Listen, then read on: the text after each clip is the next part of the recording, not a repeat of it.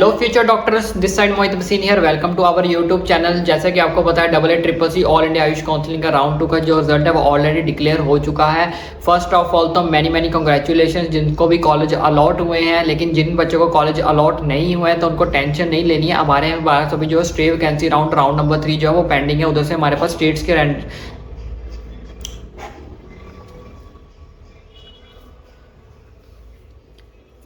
Hello future doctors, कैसे हैं आप सब लोग? आई होप आप सब बढ़िया होंगे। दिस साइड मोहित बसीन here. Welcome to our YouTube channel. जैसे कि आपको पता है AACCC यानी कि ऑल इंडिया आयुष काउंसलिंग का जो राउंड नंबर 2 है उसका जो रिजल्ट है वो ऑलरेडी डिक्लेयर हो चुका है। तो फर्स्ट ऑफ ऑल तो मैनी कांग्रेचुलेशन जिन भी बच्चों को कॉलेज अलॉट हुआ है, लेकिन जिन बच्चों को कॉलेज अलॉट नहीं है उनको सैड नहीं होना है, निराश नहीं होना है, कुछ बात नहीं होती। अभी हमारे पास स्टे वैकेंसी राउंड पड़ा है, राउंड नंबर 3 पड़ा है। उसके साथ साथ हमारे पास अभी स्टेट्स के राउंड भी जो पड़े हुए हैं, तो आपको कहीं से भी जो कॉलेज अलॉट हो सकता है। आपको हिम्मत नहीं हारनी है, थोड़ा सा अपने आप को मोटिवेट करके रखिए। बहुत सारे बच्चे आपके साथ ऐसे हैं जिनको अभी तक कॉलेज अलॉट नहीं हुआ है।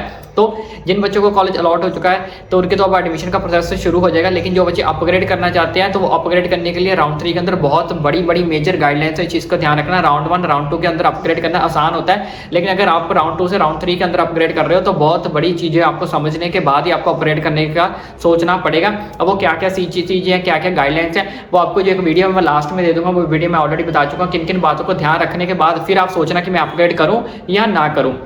लेकिन जिन बच्चों को कॉलेज अलॉट नहीं हुआ तो उसमें हम बात करते हैं कि आपकी जो कट ऑफ है, इस वीडियो के अंदर मेनली बात करने वाले हैं कट ऑफ को लेकर कि आपकी जो राउंड 2 की कट ऑफ है वो कितनी हाई गई है या लो गई है, प्लस जो आपकी अब राउंड 3 आएगा उसकी कट ऑफ आपकी जो एक्सपेक्टेड कितनी जा सकती है। तो आपको अंदाजा मिल जाएगा कि आप राउंड 3 के अंदर पार्टिसिपेट कर सकते हो या नहीं कर सकते, या फिर आपके जो स्टेट के अंदर ज्यादा चांसेस बन रहे हैं। तो सारा कुछ आपको इस वीडियो के अंदर मैं बताऊंगा कि हमारी जो कट ऑफ है वो कहां तक जा सकती है राउंड 3 के अंदर। यहाँ पे सबसे पहले हम बात करते हैं राउंड 2 की जो हमारी कट ऑफ गई है BMS के लिए, BHMS के लिए वो कितनी गई है, और फिर बात करेंगे राउंड 3 के लिए कितनी कट ऑफ आपकी जो जा सकती है एक्सपेक्टेड। तो यहाँ पे सबसे पहले देखो कि हमारे पास जो जनरल कैटेगरी का जो रैंक गया है वो गया है 81,576, यानी कि 529 मार्क्स पे आपका जो BMS का राउंड 2 के अंदर आपकी जो कट ऑफ गई है अभी के लिए। किसके लिए? जनरल कैटेगरी है, 81,000 पे गया है। उस पर EWS की बात करें तो 83,162 पे मार्क्स है 527। तो आप देख सकते हो 500 प्लस जो है वो अभी कट ऑफ चल रही है राउंड 2 के अंदर, जबकि राउंड 2 ऑलमोस्ट कंप्लीट हो गया है। राउंड 3 अब शुरू होने वाला है। उसके बाद बात करेंगे ओबीसी की बात करें तो ओबीसी 84,912 पे 520 मार्क्स पे BMS अलॉट किया गया है ओबीसी कैटेगरी के अंदर। उसके बाद बात करते हैं एससी कैटेगरी की तो 2,07,355 यानी कि 416 मार्क्स पे जो है BMS अलॉट किया गया है एससी कैटेगरी वाले बच्चों के लिए। उसके बाद एसटी के लिए बात करें तो 3,25,833 344 मार्क्स पे जो है BMS अलॉट किया गया है राउंड 2 के अंदर। तो आप देख सकते हो कितनी ज्यादा हाई कट ऑफ गई है, सारी की सारी 500 प्लस 500 प्लस 500 प्लस। उसके बाद ये भी 400 प्लस है, जो कि बहुत ज्यादा है राउंड 2 के हिसाब से देखा जाए तो, पिछले सालों के हिसाब से देखा जाए तो। अब इसका रीजन देखो, जो भी प्रीवियस हमारे पास राउंड 1 की कट ऑफ आई थी ऑलमोस्ट कितनी थी हमारे पास 77,500 से लेकर 70,500 के अप्रोक्सीमेट बीच में थी। तो यहाँ पे आप देख सकते हो कितनी गई है 81,000। तो यानी कि आप कह सकते हो 3K या अपने पास 4K का मैक्सिमम जो है डिफरेंस आया, 3-4 हजार का कोई मेजर डिफरेंस नहीं आया है। अब इसका रीजन क्या है, मैं रीजन भी आपको बाद में बताता हूँ, लेकिन अब मेन जो चीज है ये तो चलो अब होना तो हो गया, लेकिन अब मेन क्या है जो हमारे पास राउंड 3 है उसका क्या होगा, व्हाट अबाउट राउंड 3 और उसकी एक्सपेक्टेड कट ऑफ क्या जा सकती है, क्या अब हम उसके अंदर पार्टिसिपेट करना चाहिए नहीं करना चाहिए। पहले तो आपको पार्टिसिपेट करने से पहले जैसे कि मैंने आपको बताया गाइडलाइंस आपको ध्यान में रखनी है, प्लस आप उस गाइडलाइन से बाहर जाके कुछ काम करने की कोशिश करोगे तो आपकी सिक्योरिटी मनी भी जाती रहेगी, प्लस आपको जैसे मैंने बताया कि आप जो है राउंड से सारे के सारे राउंड से इवन स्टेट सेंट्रल सारी की सारी आयुष काउंसलिंग से बाहर हो जाओगे, आप कोई भी टाइप की काउंसलिंग नहीं कर पाओगे। तो वीडियो लास्ट में दिए, पहले वो गाइडलाइंस देखना। अब हम बात करते थे इसकी एक्सपेक्टेड कट ऑफ की और साथ में बात करते हैं BHMS की कट ऑफ कहां तक गई है और उसके क्या चांसेस है अब राउंड 3 के अंदर। तो सबसे पहले बात कर लेते हैं BUMS की, फिर उसके बाद बताता हूं मैं आपको BHMS और कुछ मेन रीजंस। तो BUMS के अंदर आप देख सकते हैं GNL वालों को 1,94,077 के नंबर पे जो सीट अलॉट की गई है। उसके बाद EWS कैटेगरी की बात करें तो 1,92,547 के अंदर सीट अलॉट हुई है, और OBC कैटेगरी वालों को बात करें तो 1,71,128 तक जो है इनकी कट ऑफ गई है सेकंड राउंड के अंदर BUMS वाले बच्चों के लिए। तो आप देख सकते हो जनरल EWS और OBC वाले बच्चों के लिए। बात कर लेते हैं BHMS की कितनी कट ऑफ गई है राउंड 2 के अंदर। तो यहाँ पे देख सकते हो जनरल कैटेगरी के अंदर 1,54,560 यानी कि 457 मार्क्स पे जो है आपको BHMS अलॉट किया गया है राउंड 2 के अंदर। EWS कैटेगरी की बात करें तो 1,92,547 427 मार्क्स पे BHMS अलॉट हुआ है राउंड 2 के अंदर। और ओबीसी कैटेगरी के लिए बात करें तो 1,70,590 यानी कि 444 मार्क्स के BHMS अलॉट हुआ है राउंड 2 के अंदर। SC कैटेगरी की बात करें तो 2,96,630 यानी कि 360 मार्क्स पे जो है अलॉट हुआ है BHMS।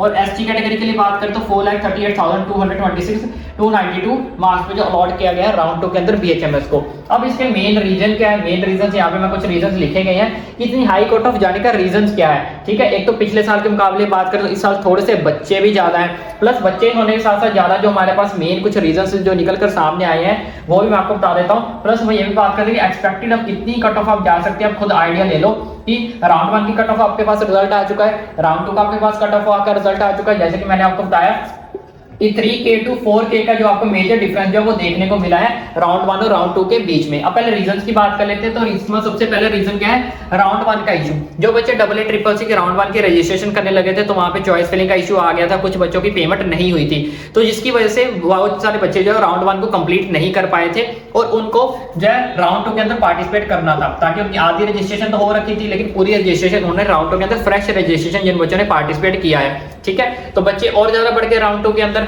प्लस कुछ बच्चे ऐसे थे जिन बच्चों को पता नहीं था कि ऑल इंडिया की आयुष काउंसलिंग भी होती है या फिर उसके अंदर पार्टिसिपेट नहीं कर पाए थे, वो सारे बच्चे भी किसमें आए थे? राउंड 2 के अंदर। तो राउंड 2 के अंदर बच्चा बहुत ज्यादा बढ़ गया। मैंने आपको पिछली वीडियोस के अंदर बताया भी था कि राउंड 2 की जो कट ऑफ है वो ज्यादा हाई रहने वाली है क्योंकि बहुत सारे बच्चे नई एंट्री मारने वाले हैं।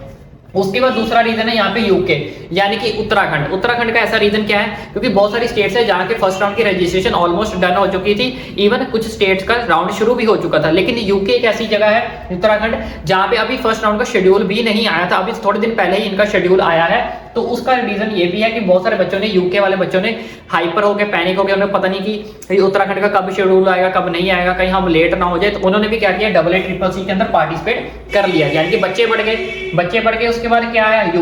यूपी का दूसरा रीजन क्या है? यहाँ पे लो सीट्स हैं, अभी पिछले साल के मुकाबले देखा जाए यहाँ पे जो सीट्स हैं वो गवर्नमेंट लो है, लेकिन बच्चा यूपी का बहुत ज्यादा है, तो उन बच्चों ने सीट्स लेने के लिए ऑब्वियसली अगर मार्क्स है तो आप सीट लो गई ना, तो बच्चों ने क्या किया? AA के अंदर क्या कर लिया? इसके अंदर पार्टिसिपेट कर लिया, यानी कि AA पे लोड पड़ गया क्योंकि यूके के अंदर काउंसलिंग स्टार्ट नहीं हुई, यूपी ने सीट्स कम कर दी, सीट्स घटा दी, लो सीट्स कर दी। एमपी के अंदर भी सेम केस हुआ, एमपी ने भी काउंसलिंग स्टार्ट ही नहीं की।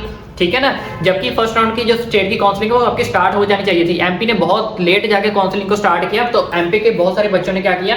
AA के अंदर पार्टिसिपेट कर लिया क्योंकि उनकी स्टेट के राउंड का काउंसलिंग स्टार्ट नहीं हो रही थी, उन्हें कोई हिंट नहीं मिल रहा था कब स्टार्ट होगी कब नहीं स्टार्ट होगी, कहीं हम एडमिशन में लेट ना हो जाए, कहीं हमारे हाथ से AA की अपॉर्चुनिटी हाथ से ना निकल जाए। क्योंकि अगर दोनों काउंसलिंग चल रही होती ना एक साथ तो पता चल रहा था कि स्टेट में मिला चलो AA छोड़ दे, AA से मिल गया तो स्टेट को छोड़ देते हैं, लेकिन अगर स्टेट शुरू ही नहीं होगा तो सारे बच्चे किस पे ट्रांसफर होंगे? AA में तो होंगे। उसके बाद नेक्स्ट जो रीजन मैंने अपने हिसाब से निकाला है वो निकाला है पंजाब का। पंजाब के बहुत सारे बच्चों ने AA के अंदर शिफ्ट हुए हैं। क्यों शिफ्ट हुए हैं? क्योंकि पंजाब के अंदर सिर्फ एक ही गवर्नमेंट कॉलेज है BMS के लिए।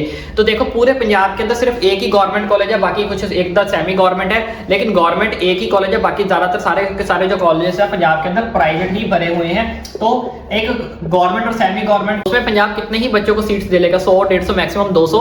तो उसके बाद देखो पूरे पंजाब के अंदर कितना बच्चा जो है वो AA के अंदर जो है वो शिफ्ट हुआ होगा और कितना ज्यादा लोड जो है राउंड 2 के अंदर पड़ गया। यही से मेन रीजंस हैं, यूके, यूपी, एमपी, पंजाब, जिसकी वजह से AA की कट ऑफ जो है वो इतनी हाई गई है। प्लस बच्चा पहले से नीट क्वालिफाई भी इस बार ज्यादा था, पिछले साल के मुकाबले देखा जाए तो उसके हिसाब से 3-4 हजार जो है ज्यादा मेजर डिफरेंस नहीं मिला। देखो मैंने आपको पहले बताया BMS की 500 प्लस जो है कट ऑफ गई है राउंड 2 के अंदर, तो कितनी गई है? तो राउंड 3 की एक्सपेक्टेड कितनी जा सकती है? एक्सपेक्टेड राउंड 3 का आप खुद एस्टिमेट आप यहाँ पे लगा सकते हो कि क्वेश्चन मार्क है अभी भी कि कितनी आपकी जो वो जा सकती है राउंड 2 को देखते हुए। राउंड 1 का रिजल्ट आपके पास आ गया, राउंड 2 का रिजल्ट आ गया, तो राउंड 3 की भी जैसे हमारे तक आइडिया है तो आपकी हाई जा सकती है। लेकिन अगर आप बिना गाइडेंस के वहां पे जाओगे, अगर जिन बच्चों को गाइडलाइंस समझ आ गई, जो मैंने आपको बताया कि मैंने लास्ट में वीडियो दिया है उसमें, क्योंकि राउंड 3 के बाद आपके पास कुछ ऐसी गाइडलाइंस आ जाती हैं जो आपको कंपलसरी हो जाती है, मैंडेटरी हो जाती है फॉलो करनी। कुछ बच्चे उसको फॉलो करना चाहेंगे, कुछ बच्चे उसको फॉलो नहीं करना चाहेंगे, और कुछ बच्चे फ्रेश रजिस्ट्रेशन वाले, जहां तक मुझे लगता है कि फ्रेश रजिस्ट्रेशन करने वाले बच्चे कम ही हैं। अगर कोई फ्रेश रजिस्ट्रेशन करने वाला होगा तो डीलिंग के लिए ही करेगा।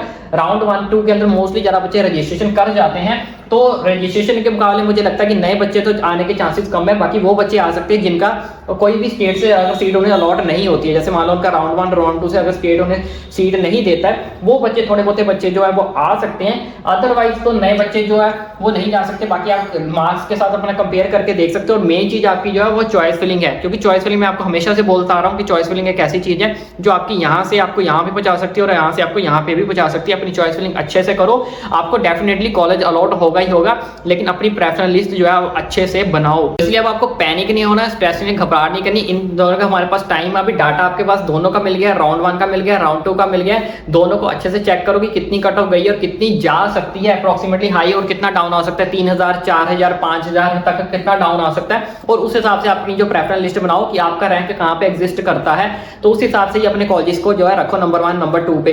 तो हमारे पास राउंड 3 का भी ऑप्शन है, स्टेट वैकेंसी का राउंड है, स्टेट्स के भी राउंड आपके पास है। तो पैनिक नहीं होना, घबराहट नहीं है। फिर भी कोई क्वेरी कोई डाउट बचता है तो ओपनली मुझे नीचे कमेंट करके पूछ सकते हो। बाकी एट लास्ट आपको सारी की सारी वीडियो अगर समझ आ गई हो, सारा प्रोसीजर समझ लग गया, तो भाई के चैनल को सब्सक्राइब करना ना भूलें, ताकि आने वाली सारी की सारी इसी तरह की अपडेट्स, एक्सपेक्टेड कट ऑफ और जो है आपका भाई आपके लिए लाता रहेगा, इसी तरह की वीडियो अपडेट्स आप तक पहुंचती रहेगी। चैनल को सब्सक्राइब करना ना भूलें।